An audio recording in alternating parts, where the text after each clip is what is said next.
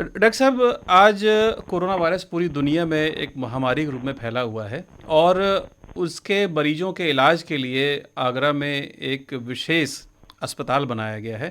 उसके बारे में आप बताइए, ये अस्पताल क्या है और उसमें क्या-क्या सुविधाएं हैं, क्योंकि आप उसके एक सहायक नोडल अधिकारी हैं। देखिए सर, ऐसा है कि सभी को मालूम है कि जो बीमारी है वो महामारी का रूप ले चुकी है। जी।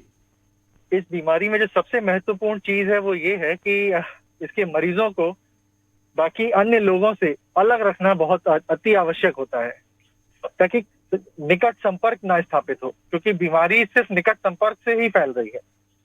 तो ऐसे में क्या हो जाता है हमारे लिए महत्वपूर्ण कि जो जिस जिस वार्ड में या जिस बिल्डिंग में जहां भी हम ऐसे मरीजों को भर्ती करें, वो पूरी तरह से एकांत में होनी चाहिए। यानी उस बिल्डिंग में किसी भी सामान्य व्यक्ति का प्रवेश नहीं होना चाहिए।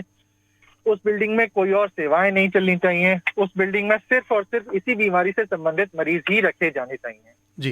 तो इसी के क्रम में सरकार के शासनादेश के अंतर्गत आगरा में, क्योंकि केसों की संख्या बहुत ज्यादा थी, तो हम जो पुरानी व्यवस्था चला रहे थे, जिसमें हमारी इमरजेंसी विभाग में हम इसको कर रहे थे, वहां हमारे पास जो क्षमता थी वो सिर्फ 58 बेड की क्षमता थी, जी।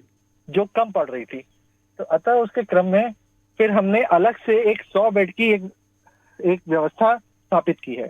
जी। ये जो व्यवस्था है 100 बेड की, इसमें हमारे पास आईसीयू भी है, इसमें हमारे पास ऑपरेशन थिएटर भी है, लेबर रूम भी है, बच्चों को रखने के लिए वार्मर की सुविधा भी है, वेंटिलेटर्स की सुविधा भी है।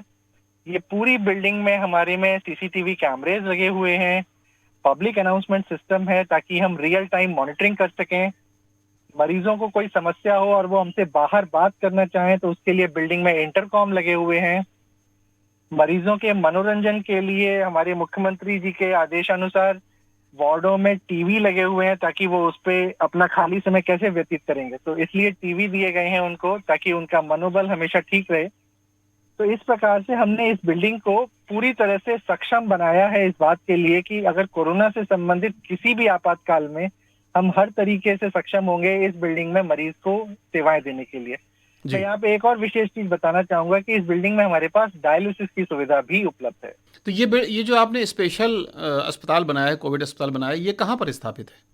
हमारे अलग से तो कहीं निर्माण नहीं किया गया। हमारे कॉलेज में जो 100 शैय्या की maternity and child health wing थी एक, यानी एसएन मेडिकल कॉलेज में? एसएन मेडिकल कॉलेज में ही, जी। उसको खाली करके वहां से ऑप्स गायनी विभाग को स्थानांतरित किया गया दूसरी जगह पे, और पूरी बिल्डिंग को खाली करके उसमें दोबारा से स्थापित किया गया। आइसोलेशन के हिसाब से जो मानक हमें उपलब्ध कराए गए थे आईसीएमआर से, उन मानकों के आधार पे हमने उस बिल्डिंग में कुछ परिवर्तन कराए। उसमें कुछ पार्टीशंस नए बनाने पड़े, वन वे पाथवेज बनाने पड़े, एकल रास्ता बनाने पड़े उसमें। और हमने इसी बिल्डिंग में एक ऑटोमेटिक लॉन्ड्री सिस्टम भी इंस्टॉल किया, ताकि यहाँ से जो भी कपड़े हों वो यहीं धुल के और यहीं उनको सुखा भी लिया जाए, तो जी। कि ये बिल्डिंग अपने आप में अलग हो जाए। यहाँ से कोई भी चीज बाहर नहीं जाए, ना बाहर से कोई चीज इसमें अंदर जाए। जी। इस तरीके से हम बीमारी को फैलने से और रोक पाएंगे। तो जो मरीज आइसोलेशन में होते हैं, पहले उनको अलग रखा जाता है, उसके बाद आपके इस अस्पताल में आते हैं? नहीं, यह अस्पताल ही आइसोलेशन अस्पताल है। जी। देखिए, हमारे शहर में आगरा में आइसोलेशन की 2 कैटेगरी की फैसिलिटीज हैं सरकारी मानकों के अनुसार। एक कहते हैं हम L1, एक है L2। L1 is level 1 category. Level 1 की फैसिलिटी जो है वो फैसिलिटीज हैं जहाँ पे हम कोरोना के मरीजों को रखते तो हैं, लेकिन उन मरीजों में लक्षण नहीं होते हैं। जी। यानी उन्हें कोई विशेष चिकित्सीय सुविधा की जरूरत नहीं होती है। तो वो सामान्य लक्षण होते होंगे? कुछ भी, उन्हें आमतौर पर कोई लक्षण ही नहीं होता, कुछ भी जी। नहीं होता, बस जी। टेस्ट पॉजिटिव होता है और उन्हें सस्पेक्ट। कोई लक्षण नहीं होता। जी। ऐसे मरीजों की रोकने की व्यवस्थाएं हमारी जिला अस्पताल में है, बरौली अहीर में है, तो हम वहां रखते हैं।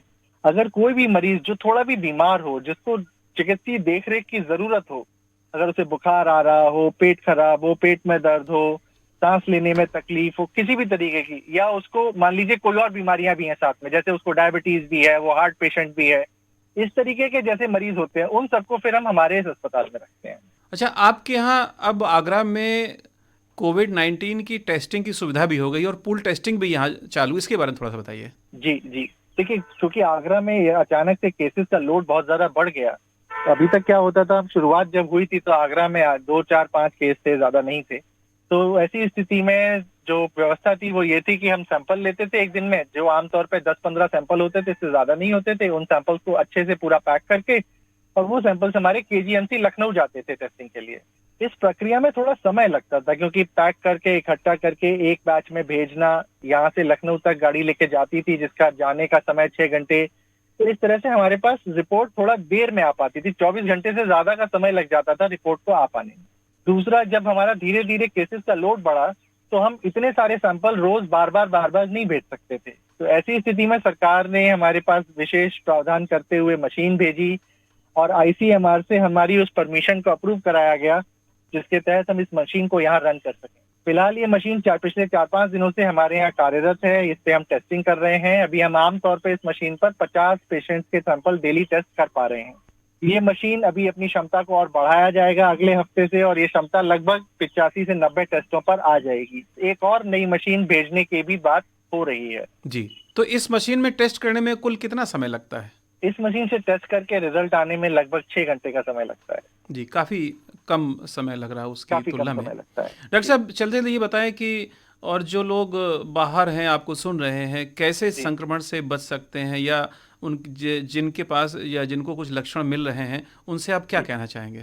देखिए, मैं 2 तरीके की बातें कहना चाहूंगा। एक तो उन लोगों के लिए जो बीमार हैं, जिनको किसी भी प्रकार की कोई समस्या, और एक उन लोगों के लिए, उन जनमानस के लिए जिनको कोई दिक्कत नहीं है, उनको कोई परेशानी नहीं है। तो जिनको कोई परेशानी नहीं है उनके लिए बचाव का सिर्फ और सिर्फ एक ही तरीका है। ये एक ऐसी बीमारी है जिसका ना तो अभी हमारे पास टीका है, ना कोई दवा है, कुछ नहीं है। तो ऐसी परिस्थिति में बचने का एक ही तरीका है, वो है दूरी बनाए रखें, उचित दूरी बनाए रखें। जैसे हम ट्रक पे लिखा होता है कि उचित दूरी बनाए रखें, वाहन से दूर रहें ताकि एक्सीडेंट ना हो, ऐसे ही यहाँ पे भी है। हमें सोशल डिस्टेंसिंग जो शब्द बार बार कहा जा रहा है कि हमें आपस में एक दूसरे से उचित दूरी बना के रखनी पड़ेगी। हमें अपने घर में भी लोगों से आदत बनानी चाहिए। मान लीजिए हम सुबह बैठे हुए हैं, रामायण आ रही है, हम उसे देख रहे हैं, लेकिन इसका मतलब ये नहीं है कि हम सब एक ही बेड पे बैठ करके उसको देखने लग जाएं। हमें वहां भी दूरी बना के रखनी चाहिए।